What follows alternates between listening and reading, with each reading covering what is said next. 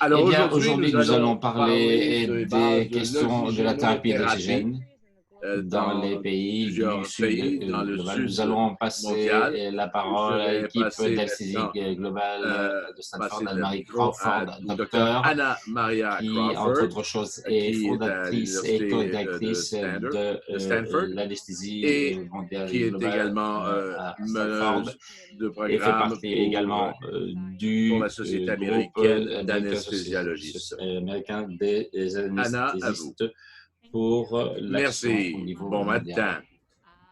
Bonjour, Madame Je Wotze, je suis suis heureuse d'être heureuse ici. d'être parmi vous Heureux. et d'avoir tous les participants. Nous espérons que nous allons pouvoir réviser des questions de base de la thérapie d'oxygène. Je voudrais présenter le panel que nous avons qui va nous aider avec la conversation. Nous avons la docteure Rima Patel qui vient d'Éthiopie et qui s'est enregistrée dans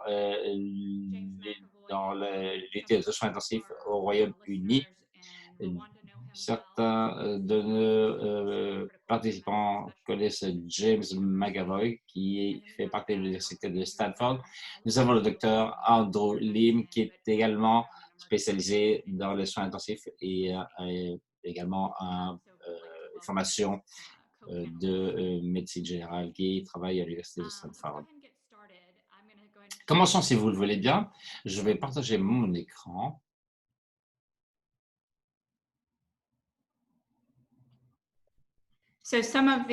Voici certaines informations que vous avez reçues dans le courriel d'invitation qui vous ont amené sur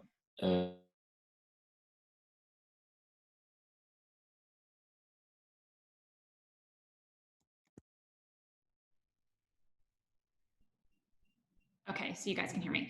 So in the pre-reading materials, you should have received a link to the Global Anesthesia and Critical Care des ressources.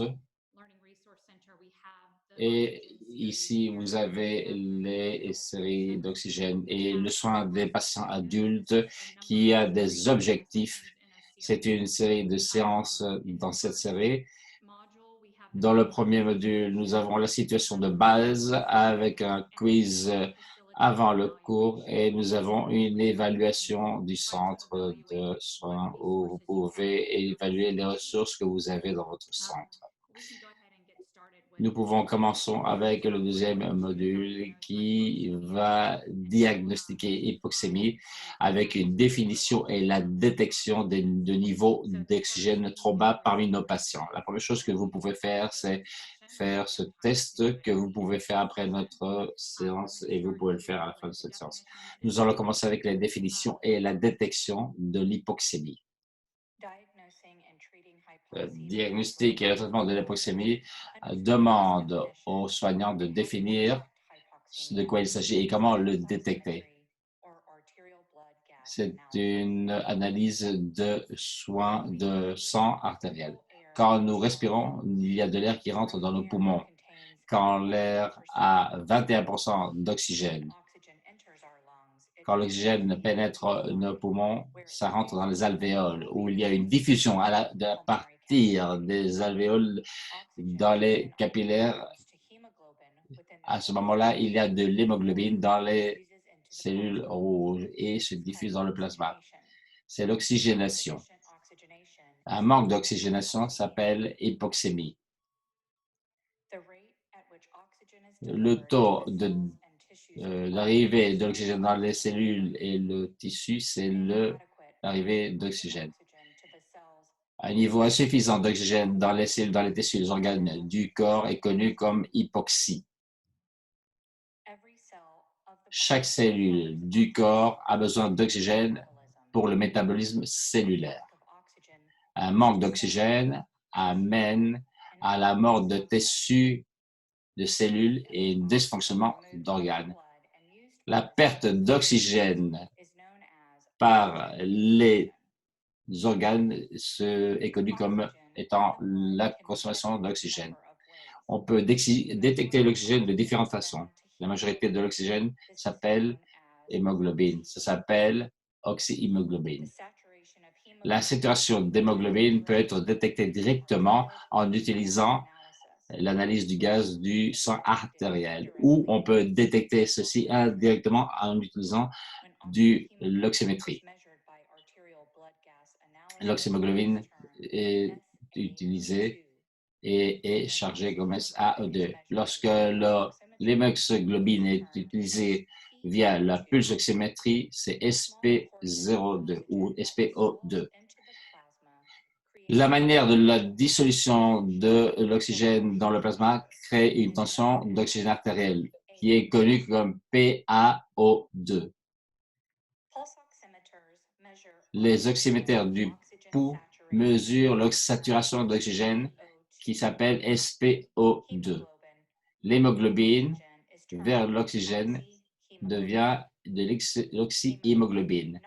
L'hémoglobine qui ne va pas vers l'oxygène devient déoxyhémoglobine. Les mètres de pouls utilisent un doigt de pied, et on mesure la lumière qui est absorbée. L'oxyhémoglobine absorbe la lumière de manière différente à l'oxyhémoglobine. Le ratio de lumière absorbée par l'oxyhémoglobine par rapport à la lumière absorbée par déoxyhémoglobine est expliqué en pourcentage par le mètre mesure de pouls. Avec les tissus qui absorbent également de la lumière, ceci est malgré tout mis de côté par la mesure. Le mètre utilise seulement le flux artériel de sang. La saturation normale est supérieure à 94%. Ceci dit, lorsque l'on fait des thérapies d'oxygène, un SPO2 supérieur à 90% est normalement acceptable. L'oxymétrie du pouls n'est pas invasif et ne fait pas mal aux patients. L'analyse de gaz artériel, ABG, mesure directement les gaz artériels, l'oxygène et le dioxyde de carbone. Les valeurs obtenues de l'ABG incluent le pH, la pression partielle d'oxygène, PaO2, la saturation artérielle d'oxygène ou SaO2, la pression partielle d'oxyde de carbone qui s'appelle PaCO2, les excès de base et le bicarbone. L'analyse de gaz requiert une analyse de sang du patient et ceci peut causer un certain déconfort. Voici l'introduction pour la définition de l'hypoxémie. Je crois que je dois préparer la base ici parce que nous allons parler de l'hypoxémie, la définition. Nous allons également parler des différentes façons de détecter l'hypoxémie. Clairement, ceci inclut l'oxymètre de pouls qui va être la détection la plus utilisée en dehors de la clinique.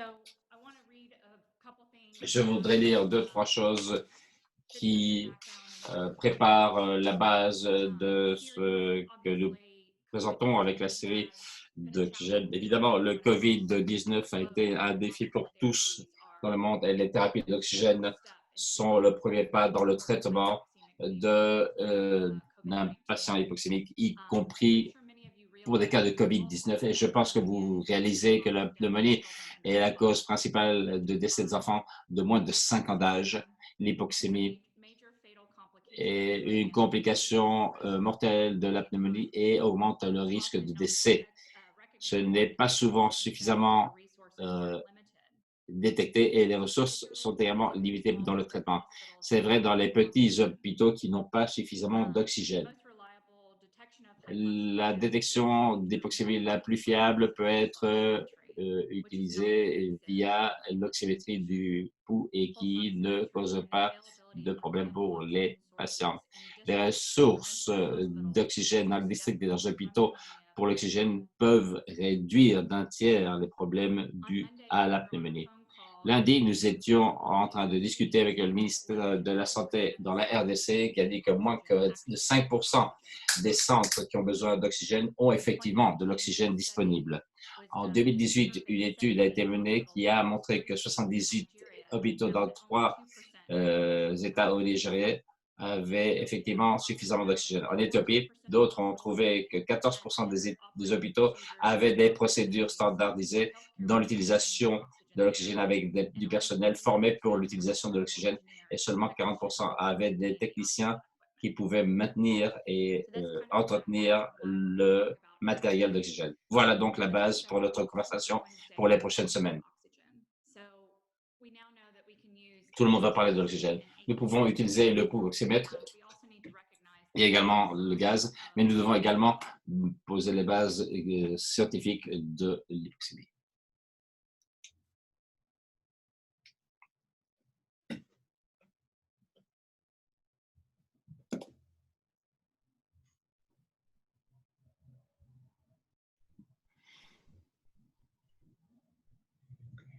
Before diagnosing Avant hypoxemia, de déterminer qu'il y a de l'hypoxémie, en utilisant les deux systèmes d'analyse d'hypoxémie, il est important de savoir quels sont les signes d'hypoxémie. Ces signes peuvent être différents entre les adultes et les enfants. Chez un patient adulte, les signes précurseurs d'hypoxémie peuvent être l'anxiété et l'inquiétude. En utilisant l'oxymétrie du pouls, il y a une façon facile de pouvoir mesurer la saturation d'oxygène dans le corps. Même si tous les signes ne sont pas visibles chez tous les patients, les signes cliniques d'hypoxémie chez un adulte peuvent contenir respiration rapide, un pouls accéléré, l'utilisation de muscles excessifs et une position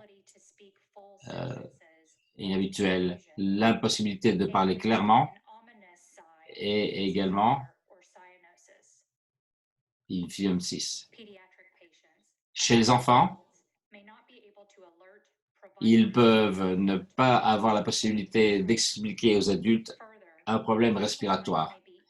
La science clinique peut être également inconstante et non spécifique pour les enfants ou les patients pédiatriques. L'utilisation d'un oxymètre de pouls est la manière la plus rapide et plus facile de détecter de l'hypoxémie parmi tous les patients, mais spécialement dans le monde pédiatrique.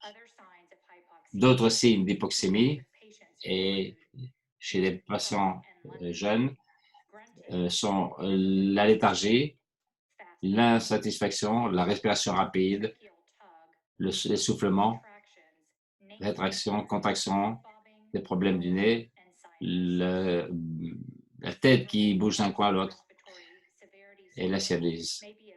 Le score de sévérité de syndrome Andersen peut montrer quelle est la possibilité de pouvoir assister et aider ces patients pour les envoyer dans des centres d'attention si nécessaire. Ces scores déterminent parmi les nouveau-nés et les petits jeunes quels sont les problèmes respiratoires. Avec un score de 0 à 3 est un problème léger, un score de 4 à 6 est un problème modéré, un score supérieur à 6 montre un manque de respiration et un score de 10 est un signe de problème respiratoire sévère. L'hypoxémie se définit par des niveaux bas d'oxygène dans le sang. Les récepteurs dans le corps détectent lorsque des niveaux sont trop bas. Il y a des récepteurs qui se trouvent dans le cerveau et dans la médulaire et des récepteurs dans les arches aortiques et dans le corps. Lorsqu'il y a hypoxémie, les centres respiratoires dans le cerveau répondent avec une augmentation de ventilation, généralement via l'augmentation du nombre de respirations par minute. Les patients peuvent avoir une sensation de manque de respiration. Ça s'appelle également de l'apnée. Il est important de savoir que les récepteurs également détectent et répondent à un pH et un dioxyde de carbone. Des niveaux élevés de dioxyde de carbone sont un stimulus élevé pour la respiration, comme l'hypoxémie. Voici un fait intéressant. Les valeurs normales pour la concentration d'oxygène baisse avec une augmentation d'altitude. Par conséquent, la saturation normale d'oxygène est moindre pour nos amis qui vivent dans des endroits plus élevés, comme par exemple dans le Haut-Pérou, au Tibet ou en Éthiopie.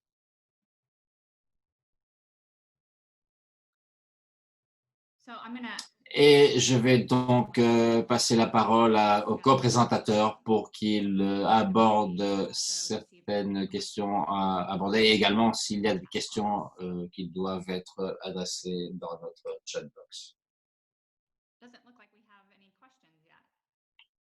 Il semblerait qu'aucune question n'a été posée pour l'instant.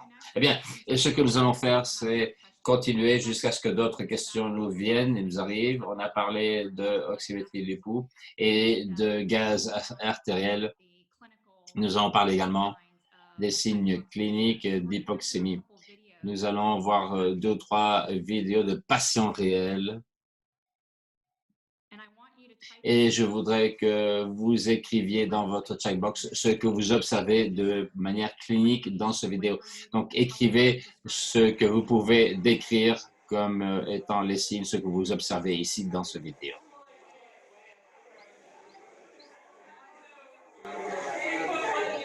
So I looked up asthma and it said C, well, it just said no, you can't.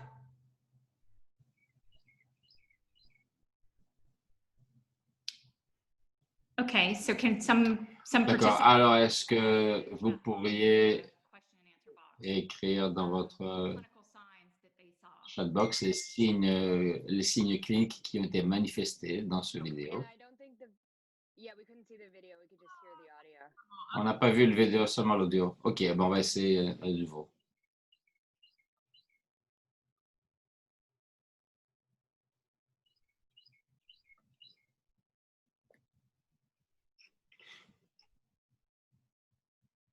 Can you see the video? Est-ce que vous pouvez voir le vidéo? Oui, on peut le voir.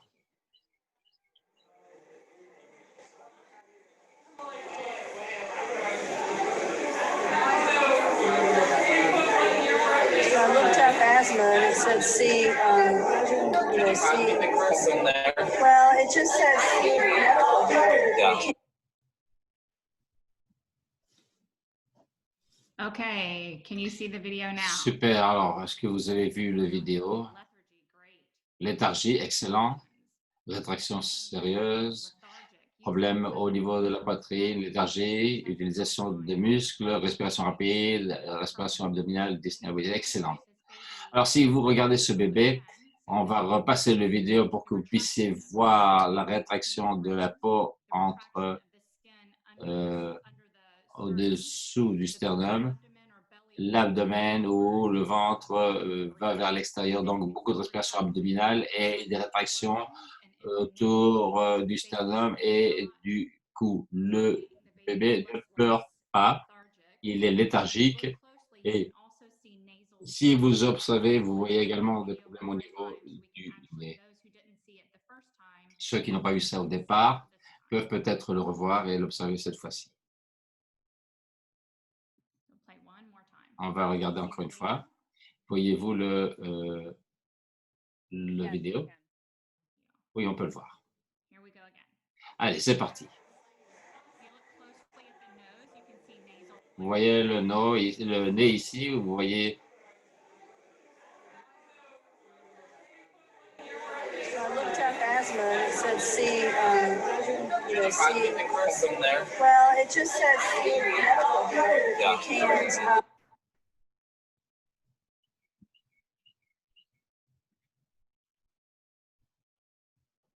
Great.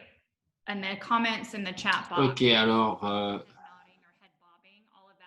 on voit que la tête bouge.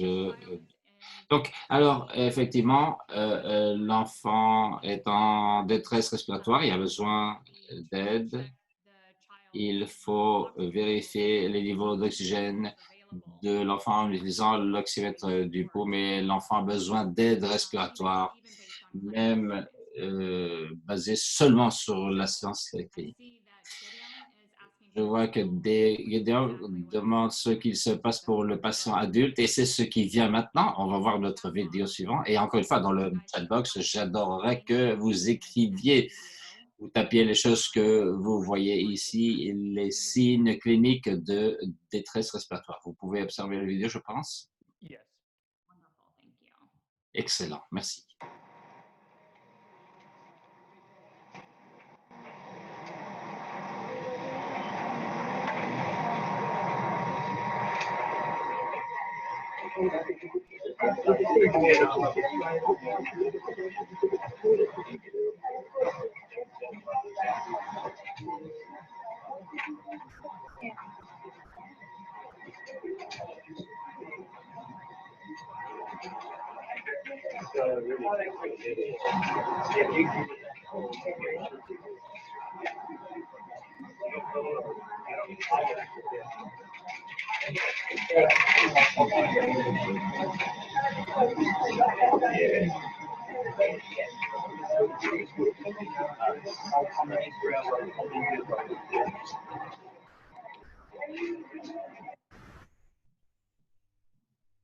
Okay, great. So we Super. Alors, nous avons une récession intercostale, kidney, excessive, recrutement excessif de muscles. Lorsque l'on voit la tête et le cou du patient, on voit que les muscles sont en train de surtravailler en surménage pour tirer les muscles de la poitrine. La respiration abdominale est un autre symptôme, signe de détresse respiratoire, respiration intercostale, abdominale avec l'usage excessif de muscles. Parfait.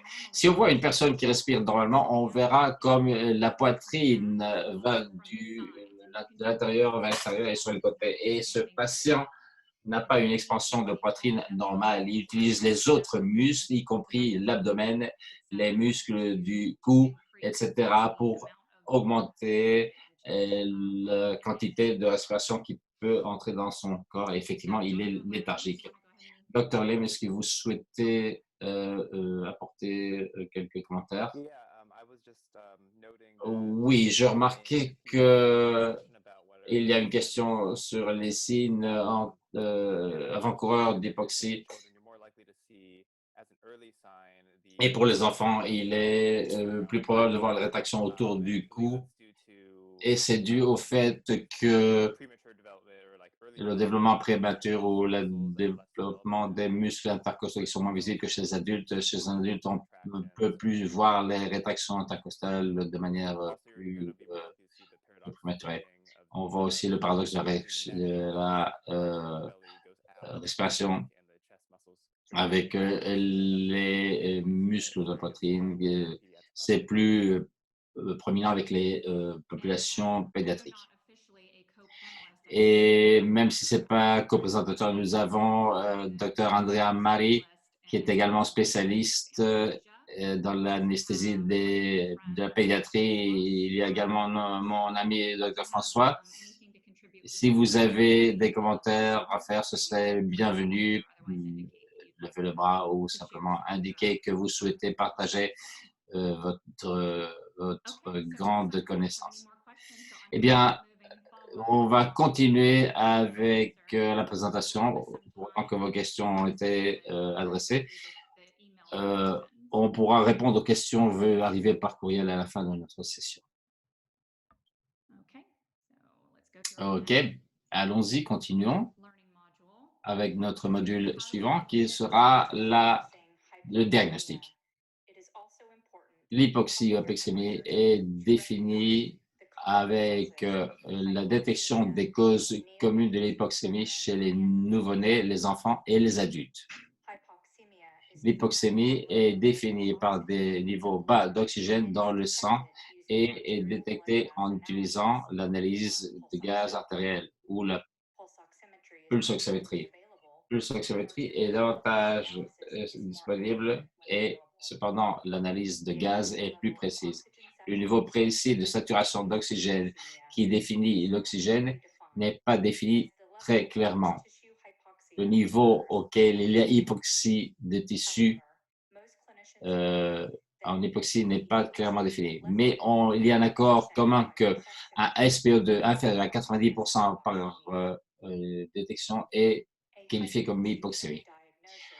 Un diagnostic d'hypoxémie peut être atteint en utilisant une analyse de gaz artériel du sang.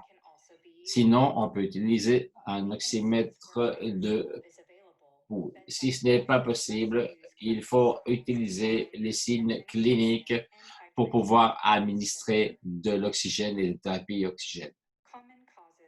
Quelles sont les causes d'hypoxémie chez les nouveau-nés? On retrouve, bien que ce ne soit pas une liste exhaustive, une asphyxie de naissance, le syndrome de respiration, détresse de respiration, pneumonie, sepsis, un problème congénital cardiaque, le syndrome d'aspiration mécanique et l'apnée. Les causes communes d'hypoxie chez les enfants sont, entre autres, les infections aiguës respiratoires comme la pneumonie ou la bronchiolite, l'asthme, la méningite, la sepsis, un problème congénital de cœur, des complications périopératives, la malaria et le traumatisme. Finalement, les causes communes d'hypoxémie chez les adultes se retrouvent, mais n'étant pas limitées à la maladie chronique d'obstruction pulmonaire, l'asthme, la pneumonie, la sepsis, traumatisme, problèmes de cœur, l'embolie pulmonaire et les complications périopératives.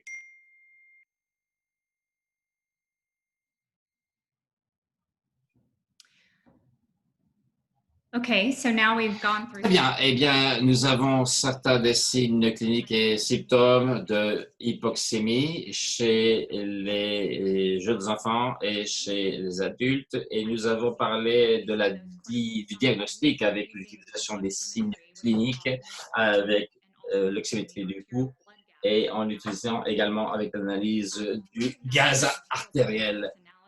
L'analyse du gaz artériel n'est pas une méthode universellement disponible. Je voudrais qu'on parle brièvement de l'analyse du gaz artériel, si vous voulez bien. Hey, bonjour, James McAvoy, ici en Californie. L'analyse peut être utile, comme la docteure Crawford vient de dire, c'est une mesure directe du fractionnement de l'oxygène et de l'oxyde de carbone dans le sang. De plus, cela nous donne une information sur le base acide du patient avec un pH et un calcul de concentration de carbone avec le déficit existant. Pour ces raisons, l'analyse artérielle du gaz du sang dans le sang peut être utilisée pour analyser la sévérité et le problème, même si on a d'autres méthodes quand le système d'analyse du gaz artériel n'est pas disponible. Également, il peut y avoir des patients où il y a une acidosis ou hypocarbie dans son sang. Excellent, merci. Eh bien, procédons, si vous le voulez bien, pour parler de l'oxymétrie du pouls. Si vous n'avez pas l'analyse de gaz artériel, ce qui est le plus souvent le cas, et certains hôpitaux de district ont des moyens plus limités, eh bien, à ce moment-là, on essaierait d'utiliser l'oxymétrie du pouls. L'oxymétrie du pouls est une ressource en augmentation. Je pense que vous avez entendu parler de Lifebox. Et ce qu'ils essaient de faire, c'est de distribuer d'oxymètres de pouls de par le monde. Si vous essayez d'avoir des ressources, ce sera un oxymètre du pouls et avoir de l'oxygène et un oxymètre de pouls peut décroître d'intérêt les crises parmi les patients. Et c'est particulièrement important pour les enfants de moins de 5 ans d'âge.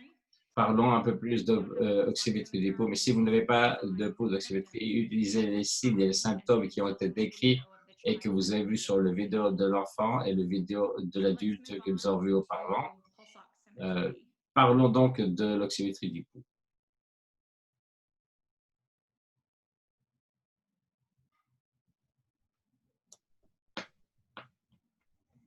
providers using pulse oximetry to Les diagnose soignants qui utilisent l'oxymétrie du pouls qui est celle de ceci pour déterminer le manque d'oxygène doivent comprendre comment ça fonctionne et ses limitations.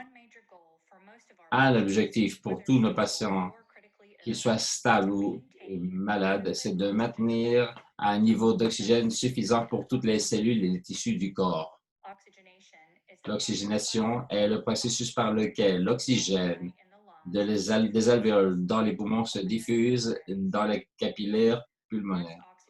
Une fois que l'oxygène est diffusé dans les capillaires pulmonaires, il y a de l'hémoglobine dans les cellules du sang. L'hémoglobine qui va devenir de l'oxygène devient de l'oxyhémoglobine. Les oxymètres de pouls sont des appareils très utiles. Ceux-ci mesurent l'oxygénation indirectement et ne font pas du tout mal aux patients. L'oxymètre de pouls utilise des ondes rouges et infrarouges. Les lumières rouges ont des ondes de 1760 nanomètres. Sinon, nous sommes à 940 nanomètres. Les senseurs qui se trouvent dans l'oxymètre du pouls déterminent la lumière absorbée dans chaque onde de lumière. Le processus qui est photoplasmographie détecte le pouls et la circulation du sang. Ceci génère un courant alternatif qui est déterminé comme étant AC. Le mouvement non pulsatif dans le tissu est annulé. Les sources non pouls sont les veines et les tissus. La machine ensuite calcule un ratio d'oxyhémoglobine avec déoxyhémoglobine dans l'artère.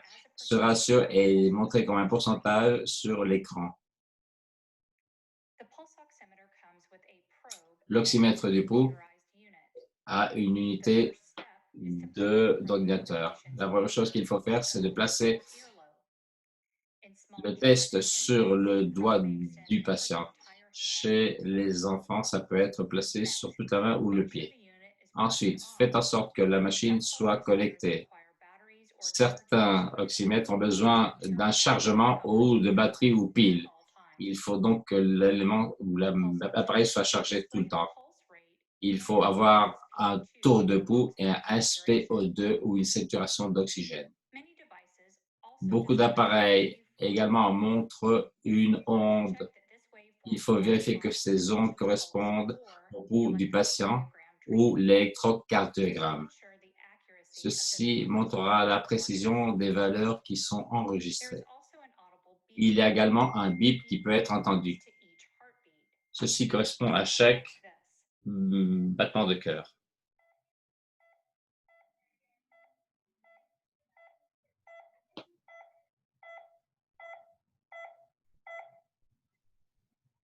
Most pulse oximeters also La have the plupart des oxymètres de pouls ont aussi la possibilité de changer la valeur du bip avec les valeurs d'oxygénation.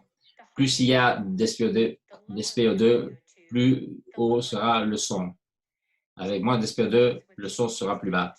Le changement de son s'appelle la modulation du son. Ceci est le résultat d'un SpO2 de 100%.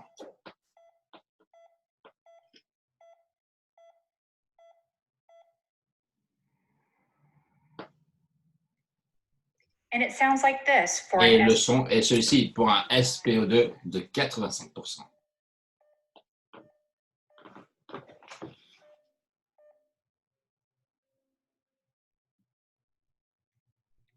There are several limitations to Il y a des limites pour cette méthode. Les limites amènent une évaluation fausse ou faussement négative. Le mouvement ou d'autres mouvements altèrent la détection du flux du sang. Du rythme cardiaque anormal peut avoir une interférence également pour la photoplasmographie. Méthaglobine absorbe de la lumière similairement à 660 et 940 nanomètres, ce qui amène un ratio imprécis et souvent un SpO2 qui est proche de 85%. Également, beaucoup de colorants peuvent créer un niveau anormalement bas. Le monoxyde de carbone amène une lecture excessivement élevée, car il y a une absorption similaire à l'hémoglobine.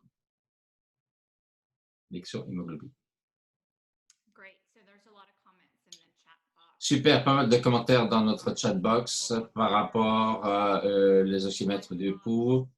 Livebox est en vérité en train de préparer une séance pour la semaine prochaine. Il y a du super matériel à présenter pour le triage de patients en utilisant l'oxymètre du pouls avec des instructions comment utiliser et entretenir un oxymètre de pouls. On va en parler dans quelques instants de toute façon. Mais je pense que Dr Patel, vous pourriez nous expliquer votre expérience lorsque vous placez un oxymètre de pouls et on n'obtient pas une valeur de 100% ou de 90% en plus. Qu'est-ce que l'on fait pour que l'oxymètre du pouls soit établi comme fonctionnant correctement? Eh bien, je voudrais voir tout d'abord s'il y a une trace précise ou pas. Pour résoudre le problème, j'augmenterai, si c'est disponible, l'oxygène avec des essais de ce point de vue. Là, ce que j'ai fait, c'est que j'ai regardé des choses comme des interférents, comme par exemple des tremblements, voir si les patients ont un pouls réellement élevé, de manière à savoir si c'est une cause de distorsion ou pas, et m'assurer également que les connexions, que les appareils sont correctement connectés et branchés. Et je regarderai également d'autres causes comme bêta-globine, par exemple. Et donc, je travaillerai de l'avant vers l'arrière avec Excellent, merci. Je pense qu'une chose importante à savoir, c'est que l'oxymètre du pouls, comme le dit son nom, a besoin d'un pouls. Et donc, si vous avez quelqu'un qui est très froid ou qui prend des médicaments vasoactifs, vasoconstricteurs, le pouls peut ne pas atteindre leur doigt ou leur doigt de pied. Il faut donc savoir quand cela se produit que c'est le cas parce que vous aurez des lectures d'oxymètre de pouls qui seront incorrectes. Dans les environnements africains, ce ne sera probablement pas le froid, ce sera plutôt le patient qui prend des substances vasoactives ou qui a des abnormalités dans les extrémités des membres. Voyons un exemple au niveau de l'interprétation d'oxymètre du pouls. Je veux que vous fassiez attention et que vous écriviez, vous tapiez vos commentaires dans le chat box les réponses à cette simulation qui voit l'utilisation d'oxymétrie du pouls. Écrivez, tapez vos commentaires avec ce que vous considérez comme étant les réponses. Interprétez cette lecture de SpO2. Quel est le battement du cœur? Quel est le SpO2?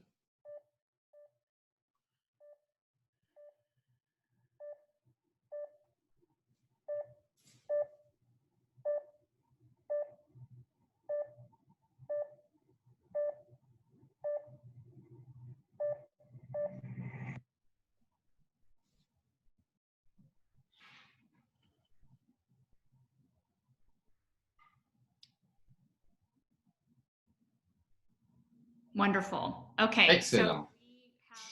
Eh bien, nous avons établi que les lectures sont la saturation d'oxygène à 83 et le rythme cardiaque à 55.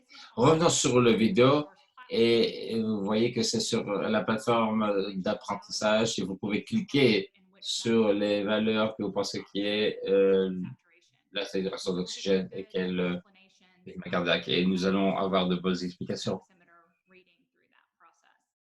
sur ces lectures d'oxymètre des pouls dans cet exemple.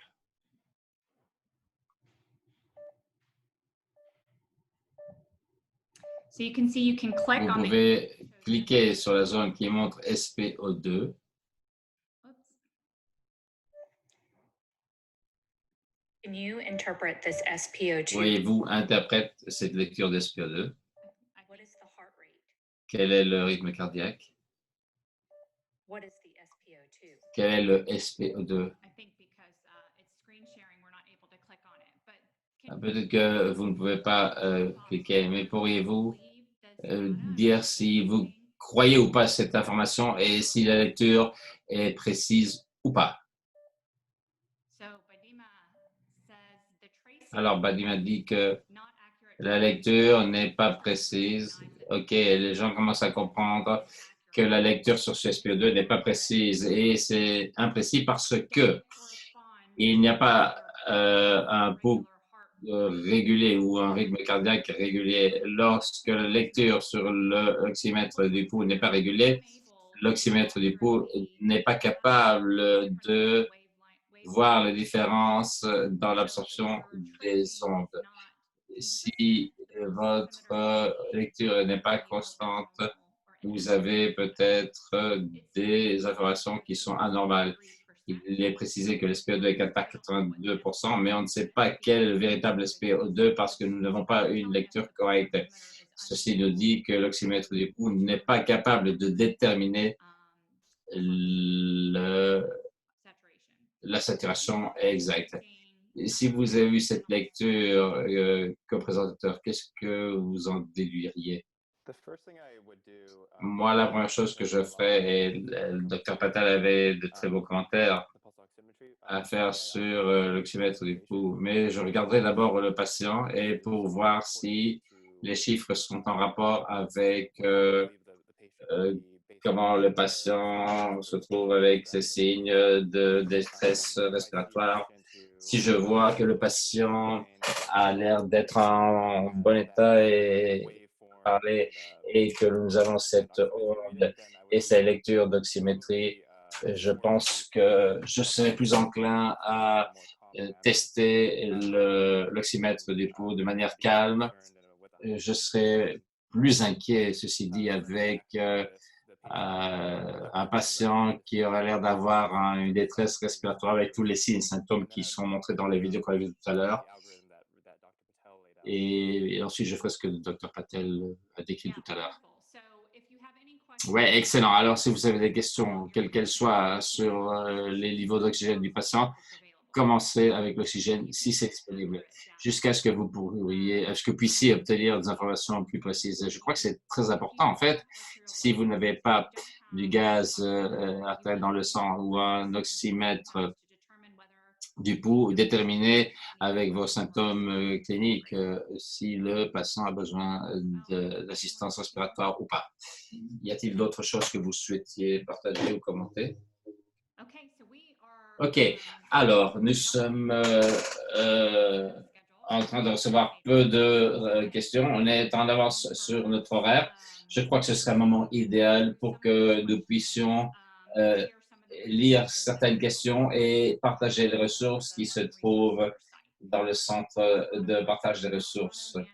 Il y a des questions sur la manière de gérer l'hypoxémie, comment savoir donner de l'oxygène, comment commencer, quand il faut commencer à donner l'oxygène ou pas, comment utiliser l'oxygène dans notre monde touché par le COVID-19. Je vais partager mon écran, cette information et la conversation pour les prochaines séances peuvent se trouver en ligne avec le centre de ressources. Je vais vous montrer d'autres ressources qui sont accessibles pour tous. Vous pouvez tous vous inscrire sur le centre de ressources et d'apprentissage. Et c'est gratuit et c'est ouvert à tous et vous pouvez partager ceci avec tous vos collègues ou confrères ou amis. Tous ceux qui ont besoin d'informations peuvent s'inscrire à ce cours d'apprentissage en ligne. Il y a un cours sur l'oxygène, il y a un cours sur le COVID-19, également des séances sur les aspects fondamentaux de soins intensifs. On a fait le module 2, qui est ce que nous souhaitions faire aujourd'hui. Je voudrais également mentionner que la semaine prochaine, on va faire un triage des patients hypoxiques. C'est une séance qui sera gérée par Lifebox. Il y a des tas de choses intéressantes à retenir de ceci. Il y a une charte qui permet aux professionnels de déterminer la méthodologie à suivre. Ça a été développé par nos confrères en Australie en consultation avec l'OMS. Ceci nous donne des points clés et des thérapies d'oxygène sur la manière dont l'oxygène doit être administré s'il y a hypoxie ou hypoxie. Avec une série de questions et de réponses, on peut commencer en haut. On veut donner de la thérapie d'oxygène pratique et éviter les infections pour le personnel sanitaire, toujours dans le cadre de COVID-19. Si vous détectez une infection de COVID-19, portez un masque avec une visière ou un masque chirurgical pour avoir des mesures de prévention de dispersion de l'infection. Également, porter de l'équipement de protection personnelle en le désinfectant lorsque vous avez été en contact avec le patient. Si vous pensez qu'il y a une pneumonie et que le besoin de l'oxygène est confirmé, utilisez les signes et symptômes respiratoires ou vous pouvez utiliser l'oxymètre du pouls. Vous pouvez voir ici l'adulte ou l'adolescent, c'est moins de 90% sur l'oxymètre du pouls et pour l'enfant, c'est moins de 90% sur l'oxymètre du pouls. Lorsque vous avez du SpO2 inférieur à 90%, vous avez le diagnostic d'hypoxémie et vous pouvez commencer avec votre thérapie d'oxygène. Vous pouvez commencer avec de la canula nasale, vous pouvez commencer avec un masque facial. Pour les enfants inférieurs à 5 ans, vous pouvez ajuster le flux pour être au-dessus de 90%. On peut essayer d'utiliser des positions assises qui sont utilisées pour des patients intubés. Lorsque, même si vous avez l'oxygène, vous n'avez pas une augmentation à au-delà de 90%, vous devez intensifier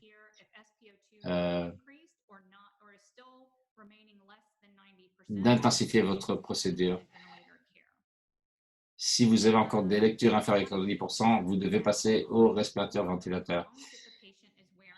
Le masque doit être maintenu sur le patient pour éviter qu'il y ait une dispersion virale. Si vous utilisez un système nasal, vous n'avez pas besoin de humidification.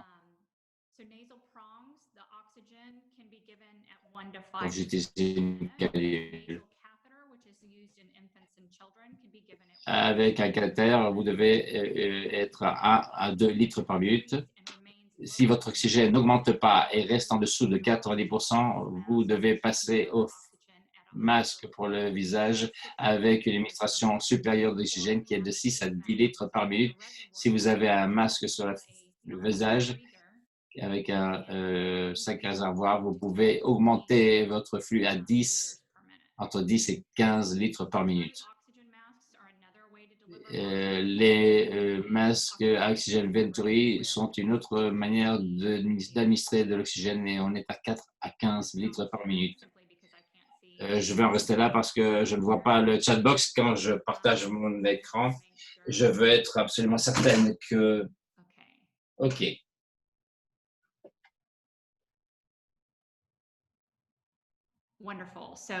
Excellent. Alors, le site web a été partagé pour le système d'apprentissage. Alors, on a une question sur les patients pédiatriques. On va continuer avec l'algorithme et on parlera après ça. Donc, on va continuer avec l'algorithme. OK. Alors, maintenant, nous sommes au point où nous avons identifié de l'hypoxémie avec un SpO2 inférieur à 90%. Et nous avons décidé de commencer à administrer de l'oxygène. On a commencé avec un cathéter ou avec canule. Si notre saturation n'augmente pas ou ne va pas au-dessus de 90%, il faut que davantage d'oxygène soit administré. Ça peut être fait avec un masque ou un sac de réservoir ou un masque Venturi. Savoir que les flux sont limités sur ces systèmes à 10-15 litres par minute. Lorsque l'on a davantage d'oxygène, on doit commencer à penser à un niveau supérieur de soins. S'il y a un respirateur mécanique ou une manière de donner de l'oxygène qui soit plus élevée, il faut voir si vous avez des ressources disponibles. Lorsque vous allez vers un masque facial, vous devez commencer à penser à soins intensifs ou au transfert du patient vers un autre niveau si c'est possible. Les limitations seront la disponibilité de l'oxygène. Vous devez savoir quelle est la disponibilité d'oxygène de manière régulière pour savoir quels sont les systèmes disponibles dans votre centre. C'est la raison pour laquelle nous avons commencé notre série avec l'évaluation dans les centres. Ces documents ne doivent pas être donnés, c'est pour vous, pour que vous puissiez comprendre ce qui est disponible dans votre environnement. Et ensuite, il faut faire la décontamination et la désinfection. Revenons au départ de ce centre d'apprentissage avec l'évaluation de votre centre.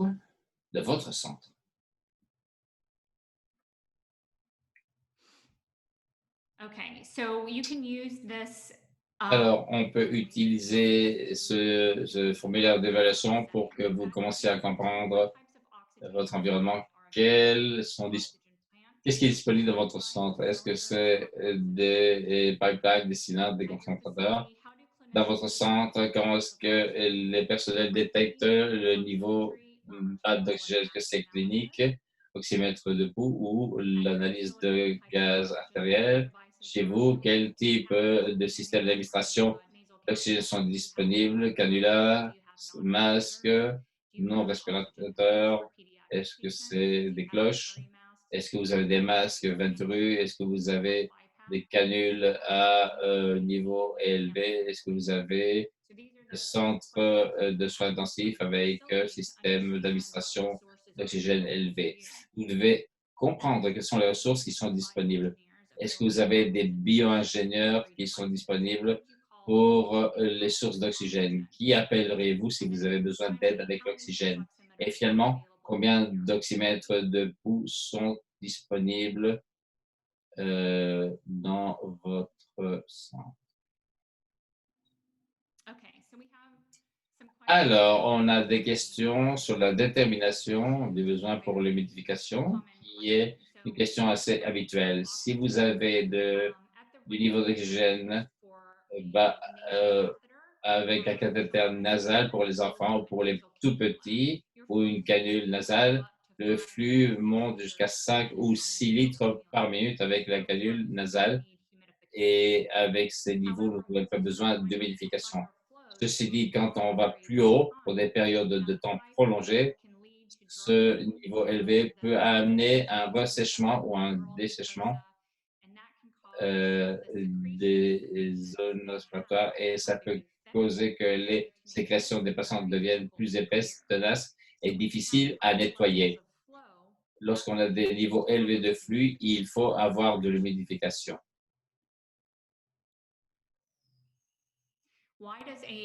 Pourquoi est-ce qu'un non-respirateur permet un niveau plus élevé de respiration? Est-ce que vous voulez répondre à ceci au présentateur? Oh, ouais, Dr. McAvoy pourrait répondre, mais je voudrais dire que le non-respirateur, si on pouvait montrer la photo, il y a un sac en face du masque et l'oxygène qui est administré via la bonbonne va s'accumuler dans ce ballon et va créer un réservoir avec davantage de concentration d'air oxygéné.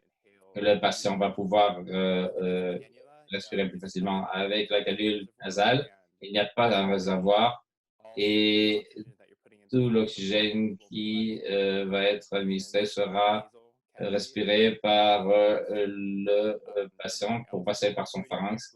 mais tout le reste sera diffusé dans l'atmosphère et ne sera pas retenu de la même façon. Avec un masque non respiratoire, il y a moins d'efforts nécessaires pour obtenir une haute concentration d'oxygène. OK, on peut voir les différentes manières d'administrer de l'oxygène. On peut commencer avec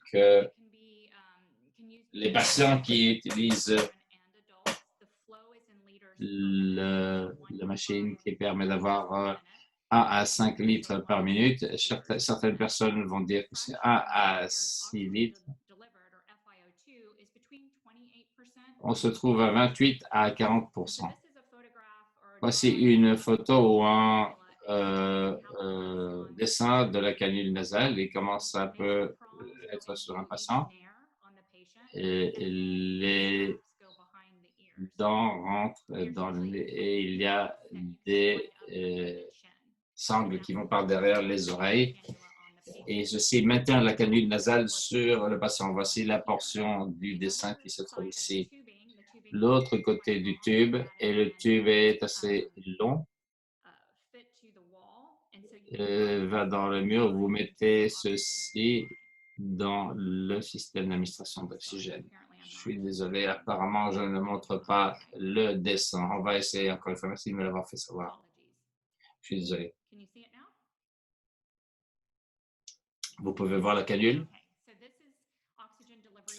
Alors, on va aller encore une fois avec les adultes, les enfants. Le flux se trouve à 1 à 5 litres par minute et le FiO2 qui peut être atteint est entre 28 et 40%. Vous pouvez observer ici la canule qui rentre dans les narines du patient. On trouve également en dessous du menton un système de resserrement. Et à l'autre bout du tube, il y a ce qui est inséré dans le système d'administration d'oxygène. Ici, il n'y a pas d'humidification nécessaire. Lorsque l'on pense du cathéter, les patients qui peuvent utiliser ceci sont les enfants ou les jeunes, avec un flux maximum de 2 litres par minute. Il s'agit donc d'une administration à petite dose, mais on mesure le cathéter en passant des narines fosses nasales de l'enfant à l'extrême. Et vous pouvez voir que ici, le cathéter va jusque l'arrière de la gorge, l'hypopharynx, et est orienté vers la trachée. C'est de cette façon que l'oxygène est administré directement vers les voies respiratoires. Voici le bout du cathéter si vous deviez jeter un coup d'œil dans la bouche de l'enfant. C'est un système d'administration à densité réduite. Mais comme il s'agit d'un flux qui va directement vers la trachée, on peut obtenir un FiO2 de 45 à 60%. Encore une fois, on utilise cela pour les petits enfants et les jeunes enfants. Un simple masque à oxygène pour le visage est une autre manière d'administrer de l'oxygène. Ça peut être pour les enfants ou les adultes. Si le masque est suffisamment petit pour le visage de l'enfant, on trouve différentes tailles. Le flux peut être de 6 à 10 litres par minute et le FiO2 est à 44 à 60%. Voici une photographie du masque. Voici par où l'oxygène rentre et on peut voir que c'est ce qui se trouve au-dessus de la bouche et du nez du patient. Il y a 2 sangles sur chaque côté pour serrer sur le visage du patient. Une chose à dire dans le cadre du COVID-19, lorsque l'on a davantage de flux ou de pression dans les voies respiratoires des patients, on risque d'avoir une augmentation de la propagation du virus. Avec la canule nasale, avec le cathéter et avec le simple masque pour le visage, on peut avoir des particules virales qui s'échappent. Si on peut mettre un masque de chirurgien sur le patient pendant qu'on administre l'oxygène, ce serait conseillé. Le simple masque a ses trous sur le côté du masque. Lorsque le patient fait une expiration, il est possible que l'expiration soit une expiration qui contient des microbes et des virus. Ici, il y a un masque à oxygène avec un réservoir qui est un non respiratoire. C'est utilisé pour les adultes et pour les enfants. Le flux est de 10 à 15 litres par minute. S'il n'y a rien d'autre, on peut utiliser des flux inférieurs, mais ceci est préparé pour avoir 10 à 15. Pourquoi? Parce que le sac va se gonfler avec de l'oxygène supplémentaire. Chaque fois que le patient va respirer, il y aura de l'oxygène qui sera accumulé dans le sac. Et ceci nous amène à un FiO2 de 60 à 95%.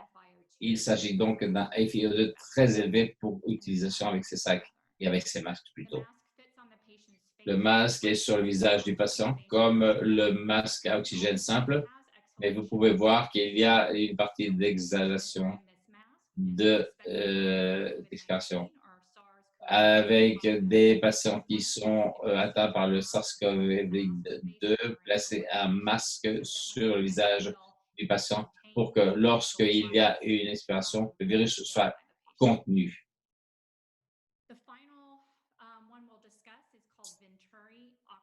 Ceci est le masque Venturi, masque oxygène Venturi, qui peut être utilisé avec les adultes et les enfants. Le flux peut être de 4 à 15 litres par minute et le fait qu'il y a un FiO2 qui varie tellement dépend de ce que vous placez sur le masque, mais on peut être de 24 à 60%.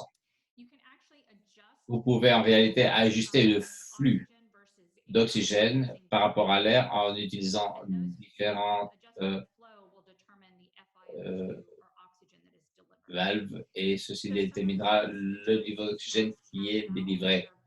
Il y a des valves qui sont intégrées que vous pouvez tourner pour permettre que l'ouverture soit plus grande ou moindre pour permettre qu'il y ait davantage d'air ou moins d'air. Plus il y aura d'air, moins d'oxygène et le FiO2. Si le tout sera plus petit, il y aura moins d'air et il y aura davantage de concentration d'oxygène. Ces valves sont de différentes couleurs et ça peut être bleu, ça peut être blanc, orange, ça peut être jaune, ça peut être rouge ou rose ou également vert. Chacune de ces valves ont une taille différente et permettent une quantité différente de mélange d'air avec l'oxygène avec des différents niveaux de FiOP comme résultat et de différents niveaux de flux d'oxygène également.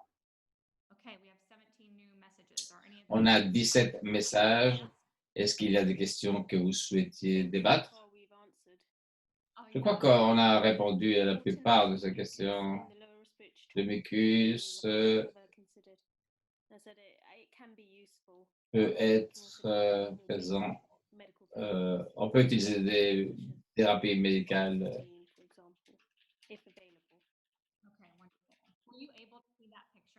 Vous avez vu cette photo la dernière fois avec le système d'administration d'oxygène? Oui. Excellent. Alors, je crois que nous devrions maintenant réviser les questions qui ont été envoyées antérieurement et je veux que nous soyons sûrs d'avoir répondu à toutes les questions. D'abord, lorsque vous avez fait l'enregistrement pour vos séries, vous avez pu poser vos questions.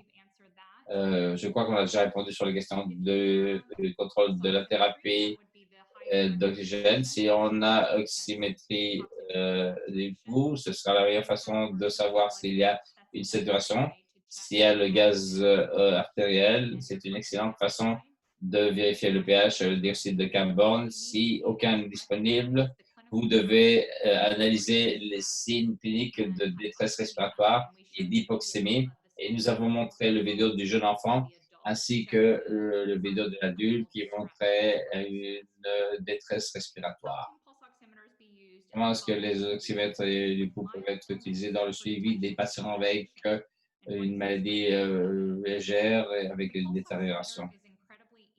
L'oxymètre du pouls est très facile à utiliser. Il est placé sur le patient et votre réponse est donnée en moins d'1 minute. Je crois que l'oxymètre du pouls peut être utilisé n'importe quand. Ça ne fait pas de mal au patient. Vous pouvez l'utiliser sur un patient à n'importe quel moment. Si vous avez un patient qui est légèrement hypoxémique et reçoit la thérapie et a vu une amélioration.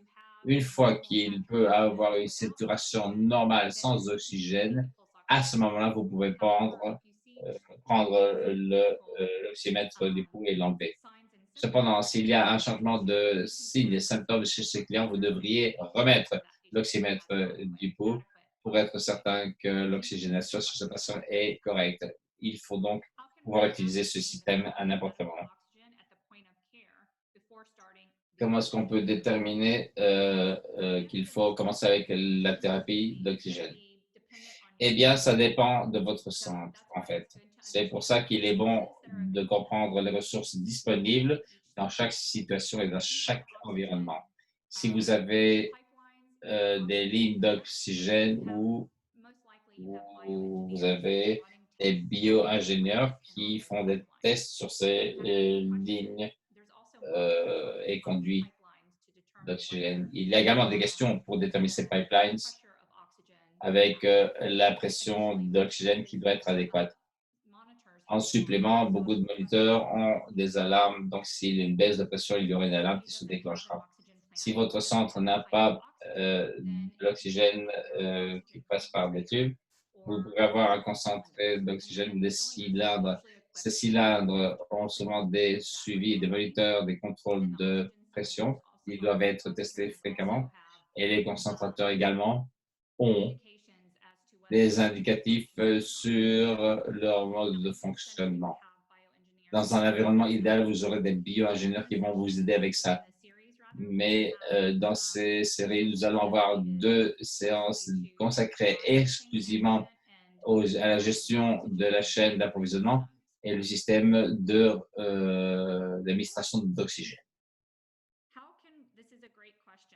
Voici une excellente question. Comment est-ce que l'on peut mesurer le ratio avec des tests ABG qui ne sont pas pratiques? C'est une question qui est souvent posée pour ceux qui ne connaissent pas le ratio PF. Le P, c'est PaO2, ou la pression partielle d'oxygène dissoute dans le sang. Et le F, c'est le FiO2, c'est la quantité d'oxygène qui est administrée au patient. Si vous regardez le ratio PF, vous pouvez déterminer à quel point l'oxygène qui rentre dans le corps de l'oxygène du patient finit dans le flux sanguin. Si le ratio est bas, ça veut dire que vous avez un problème à l'heure de recevoir l'oxygène dans votre flux sanguin. C'est souvent dû à un problème de la diffusion dans les poumons. Il est fréquent que lorsque vous souffrez de pneumonie, vous ayez un ratio PF qui soit réduit. Lorsque l'on diagnostique le RDS ou le syndrome de détresse aiguë de respiration, nous utilisons ce ratio PF pour la définition du problème. Si vous n'avez pas un gaz artériel, vous n'avez pas le PaO2, donc il est difficile de déterminer le ratio PF. Mais un de nos brillants confrères au Rwanda, le Dr Tejen, a développé le système de modification de Kigali pour le diagnostic de RDS. Ce qu'on peut faire dans cette situation, c'est utiliser l'oxymètre du pouls, utiliser le SpO2 pour FiO2, c'est le ratio. Et si ce rapport est inférieur à 350, vous pouvez faire un diagnostic de RDS dans cette situation. Donc, même si vous avez des ressources limitées et que les ABG ne sont pas disponibles, vous pouvez utiliser le système à Kigali pour déterminer si votre patient a RDS ou une limitation sévère de diffusion d'oxygène. Oui, j'ai envoyé un lien pour le groupe avec une charte qui montre les différences entre les critères et la modification Kigali.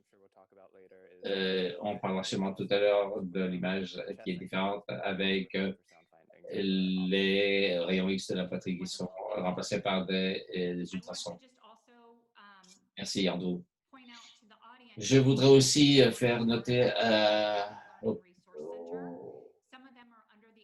personnes qui sont en train de nous écouter qu'il y a un centre de ressources. Certaines sont dans la série générale, d'autres sont dans la série COVID-19. Ce que nous ferons, c'est bouger tout ce que vous posez comme question dans la box de questions. Nous les donnons dans la série d'oxygène sur le centre d'apprentissage. Après le webinaire, vous pouvez y revenir pour trouver toutes ces références. S'il peut prendre 1 ou 2 jours, mais toutes les références qui ont été faites ici et tout ce que vous avez demandé sera donné dans le centre de ressources d'apprentissage. Autre question. Qu'est-ce qui doit être interdit durant l'administration d'oxygène? La première chose qui me vient à l'esprit lorsque quelqu'un reçoit de l'oxygène, c'est que l'oxygène est en fait très inflammable. Se trouver près d'étincelles, d'un feu ou de quelqu'un qui fume est 100% interdit parce que c'est extrêmement dangereux d'avoir de l'oxygène près d'une flamme ou du feu ou d'un incendie.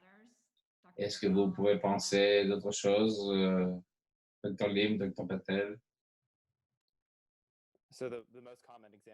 Oui, l'exemple le plus habituel qui me vient à l'esprit, c'est quelqu'un qui fume ou également dans une salle de personnes de systèmes électriques qui se trouvent près de visage. Du coup, c'est à éviter, à proscrire.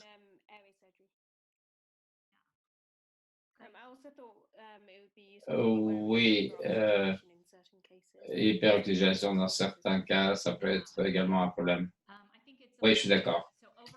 Je pense que la suroxygénation, c'est-à-dire trop d'oxygène pour trop longtemps, peut causer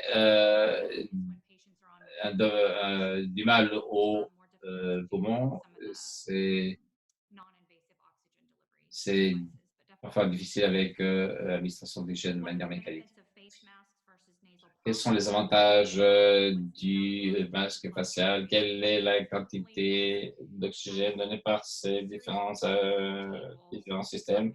Je pense que les photos que l'on a montrées a aidé à répondre à ces questions, mais encore une fois, ce sera dans notre centre de ressources de connaissances. Quels sont les avantages de la position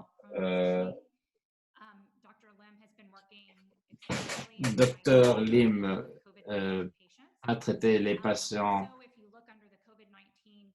COVID-19 lorsque vous regardez dans le centre de ressources avec le traitement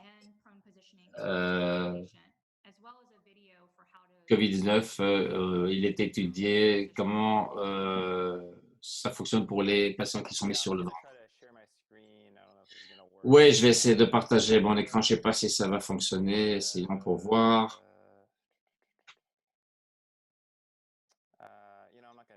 Non, je vais pas le faire. J'ai envoyé un link sur le chat avec un image de la position sur le ventre. Sinon, vous faites une recherche Google. Mais la position sur le ventre, c'est l'optimisation de ce qui s'appelle la ventilation et l'administration d'oxygène dans les poumons.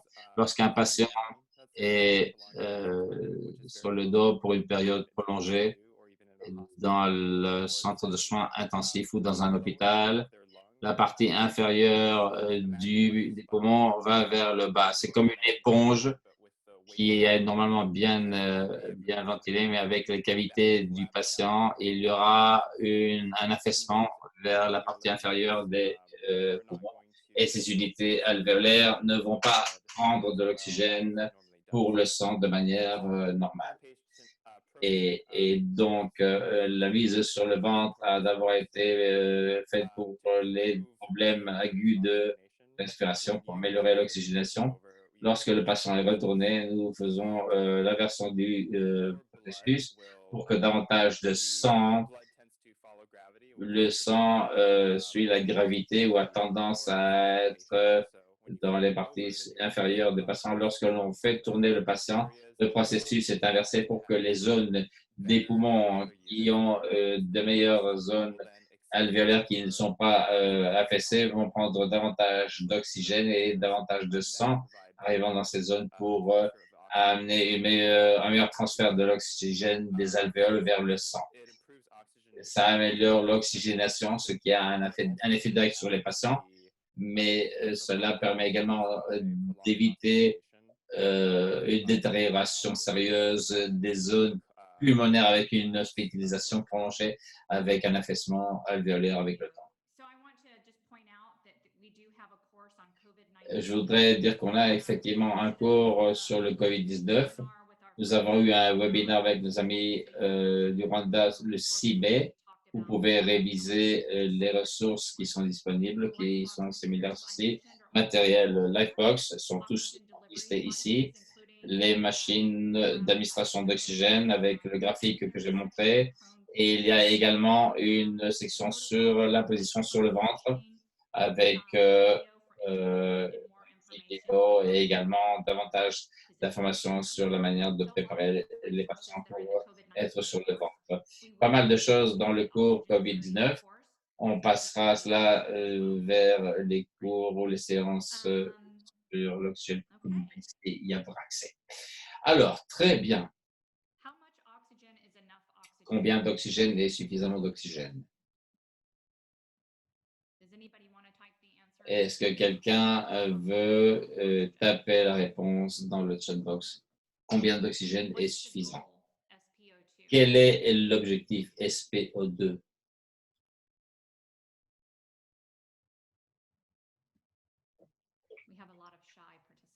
On a des tas de participants qui sont très timides.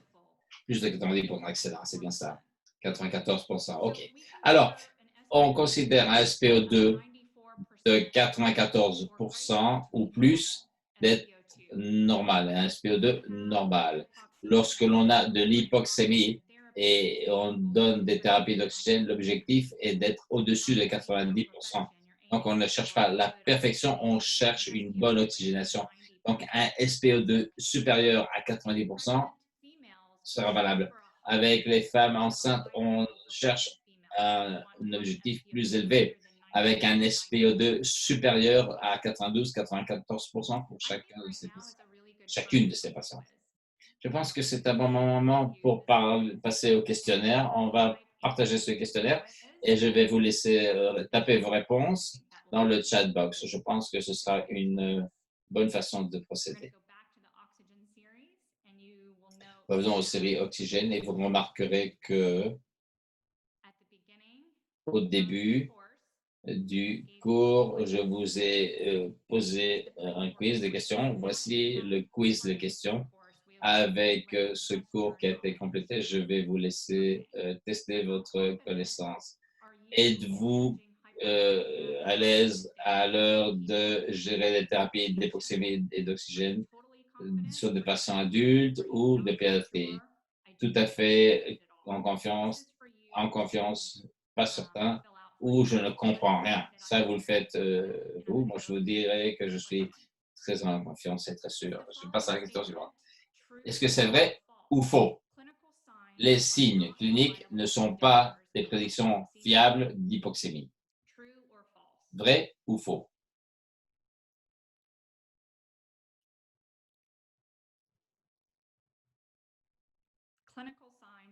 Signes cliniques ne sont pas des prédictions fiables d'hypoxémie. Moi, je vais dire vrai. Et je connais la réponse parce que c'est moi qui rédigeais les questions. Mais la raison pour laquelle les signes cliniques ne sont pas toujours fiables au niveau de la détermination de l'hypoxémie, certains patients peuvent avoir de l'hypoxémie, mais ne pas montrer de signes de détresse respiratoire évidents. D'autres patients n'auront peut-être pas des signes cliniques jusqu'à ce que l'hypoxémie soit sérieuse. C'est une excellente question pour montrer l'importance de l'oxymétrie du pouls. Si vous avez l'oxymétrie de pouls, vous pouvez déterminer si le patient a besoin d'oxygène ou d'aide d'oxygène. Question suivante. Sumeya, une enfant de 4 ans, a une toux et respire de manière accélérée. La saturation d'oxygène de l'oxymètre de pouls a une lecture de 88%. Est-ce qu'elle souffre d'hypoxémie?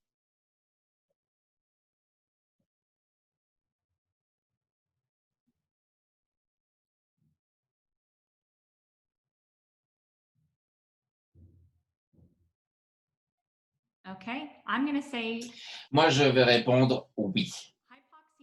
L'hypoxémie est définie par un SPO2 de 90% ou moins pour la plupart de ces patients. Si votre patient a un COPD chronique, votre saturation peut être inférieure à 90%.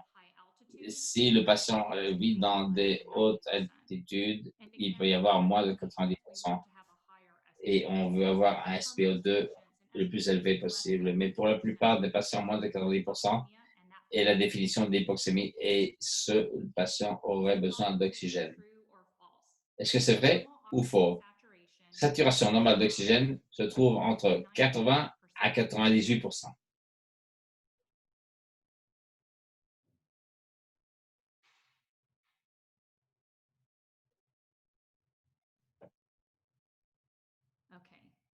Très bien.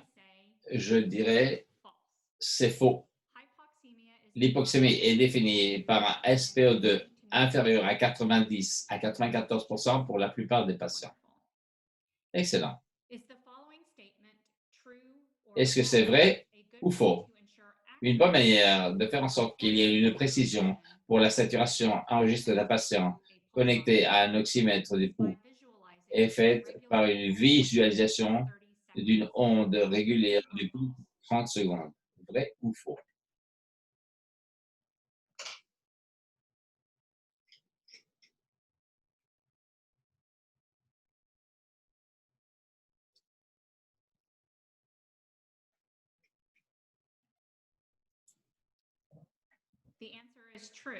C'est vrai. L'oxymètre du pouls, rappelez-vous, a besoin de faire un enregistrement du pouls sur le temps et éliminer les tissus non pulsatifs. Si on a un pouls irrégulier, on a des informations régulières. S'il y a une onde régulière, 30 secondes, on peut partir du principe qu'il y a une bonne information pour déterminer le niveau de saturation d'oxygène. Vrai ou faux? L'analyse du gaz du sang est moins précise que l'oxymètre du pouls pour la détection d'hypoxémie. L'analyse du gaz dans le sang est moins précise alors de déterminer l'hypoxémie. J'adore toutes ces réponses. Merci pour votre participation.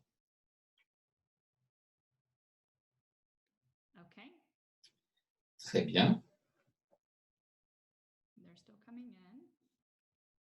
On reçoit encore les réponses. OK. Je vais dire, c'est pas vrai. Pourquoi? Parce que l'analyse du gaz du sang est plus précis à l'heure de déterminer et détecter l'hypoxémie parce qu'il y a une mesure directe de saturation et concentration d'oxygène dans le sang. Hypothermie et perfusion mal faite peut avoir l'effet sur l'oxymètre du pouls et sa lecture et sa précision.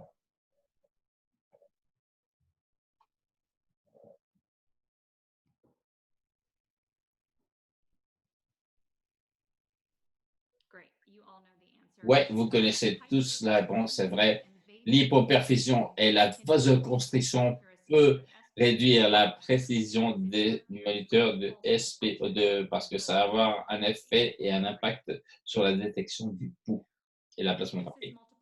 Alors, voici choix multiple. Laquelle de suivantes n'est pas vraie sur l'oxymétrie du pouls? Laquelle n'est pas correcte? Le SPO2 est l'oxygène saturé et utilisé pour déterminer l'hypoxémie. Les oxymètres du pouls ont un bip qui peut être entendu qui détermine si le rythme cardiaque est régulier ou irrégulier.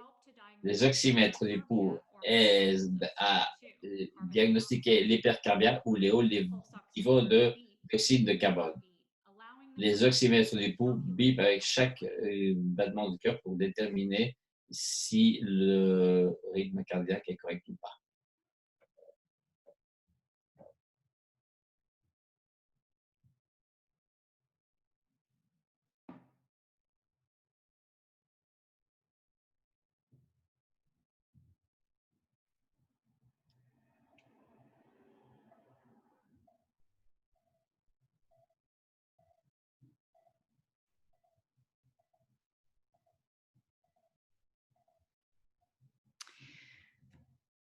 So the answer is. Alors, la réponse la réponse n'est pas correcte au sujet de l'oxymètre du pouls.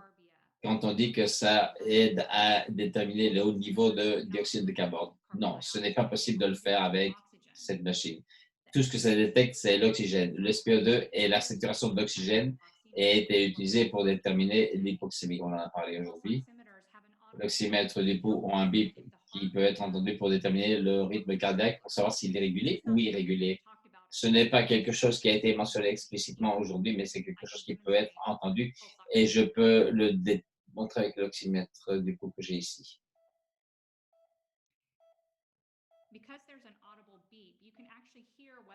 Avec ce bip, vous pouvez savoir s'il s'agit d'un pouls qui est régulier ou pas. Chaque bip correspond avec chaque battement de cœur ou pouls. Les oxymètres du pouls ont un bip avec chaque battement de cœur qui permet de déterminer quel est le rythme cardiaque. Vous pouvez utiliser également une horloge ou une montre pour déterminer le rythme cardiaque de votre patient. Est-ce que c'est vrai ou faux? S'il n'y a pas d'oxymètre de pouls disponible, la séance clinique peut être utilisée pour l'administration de thérapie d'oxygène. Vrai ou faux?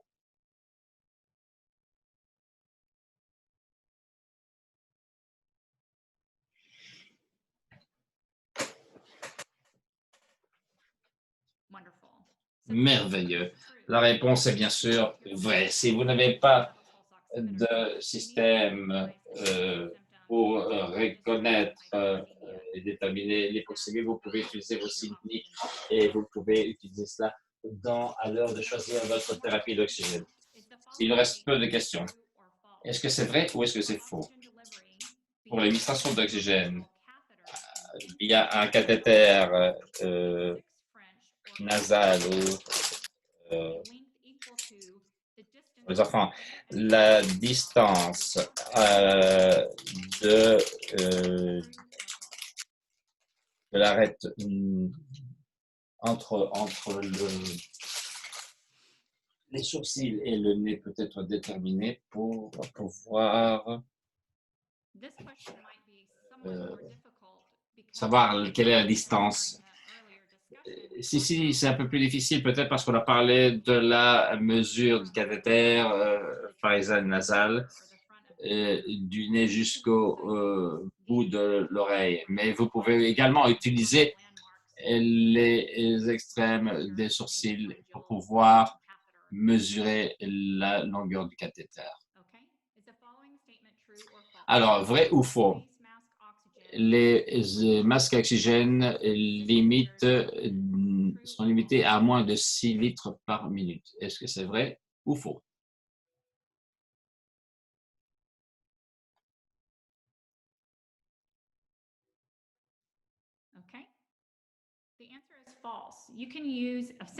C'est faux, bien sûr. Vous pouvez avoir des masques qui permettent des flux de 6 à 10 litres par minute. Encore quelques questions et ce sera terminé avec cette séance.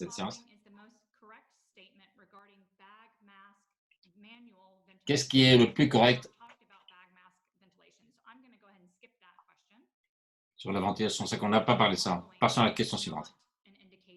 Qu'est-ce qui n'indique pas la thérapie d'oxygène pour les patients adultes? Arrêt cardiaque, saturation d'oxygène inférieure à 90%, détresse respiratoire, avec plus de 26 respirations par minute, et problème de rein qui ont besoin de remplacement, d'une thérapie de remplacement rénal.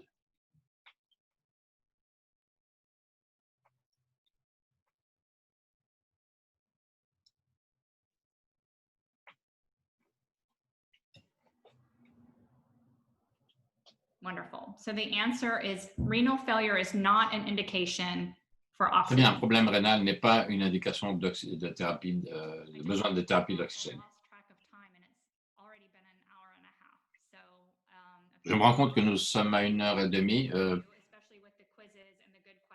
C'est super sympa d'avoir ces questions et la participation.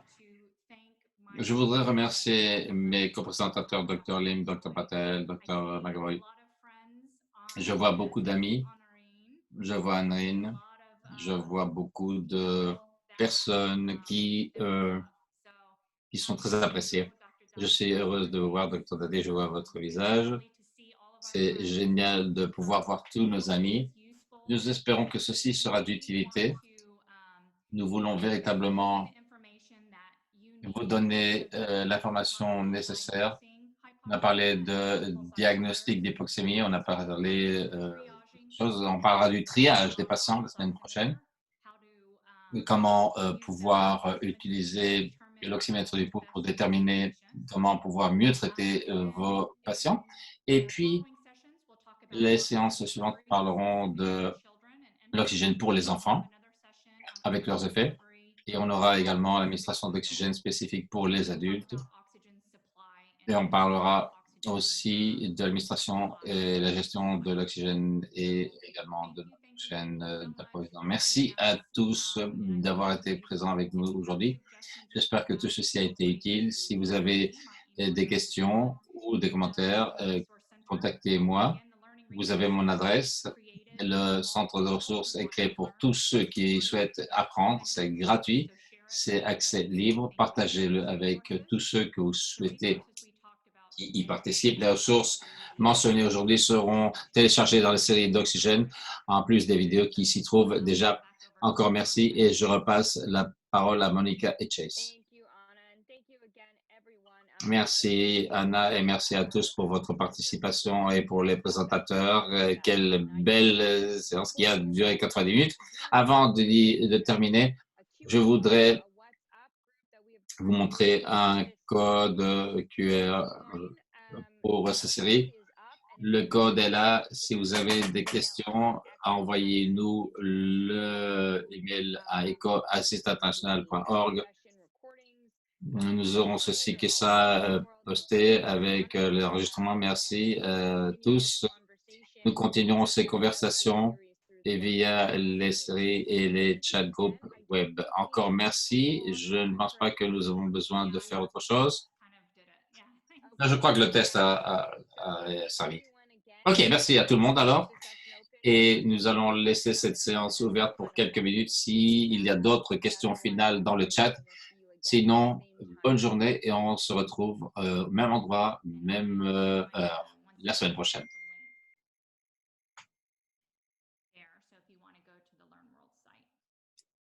Et voilà le lien pour vous si vous